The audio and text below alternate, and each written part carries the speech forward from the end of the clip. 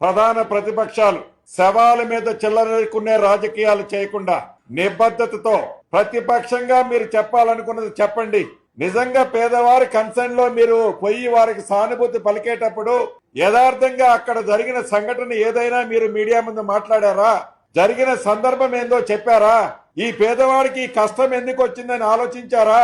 ఈ పేదవాడికి మేలు చేయాలని కోరిక ఉంటే 10 సంవత్సరాలు నువ్వు పరిపాలించే నాడు ఆ పేదవాడికి ఆనాడే నువ్వు ఎందుకు పట్టాలి లేదు, ఎందుకు ఇల్లు కట్టిలేదు?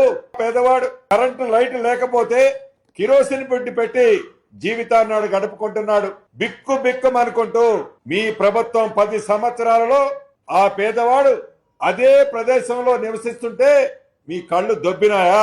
ఈ రోజు వచ్చి ముసల కన్నీరు కారుస్తూ సానుభూతి మాటలు మాట్లాడుతూ రెచ్చగొట్టే భాష వాడుతూ ఈ ప్రభుత్వాన్ని, గౌరవ ముఖ్యమంత్రిని, ఈ జిల్లాలో ఉండే మంత్రుల్ని మాట్లాడటానికి కనీసం జ్ఞానం ఉండాలి.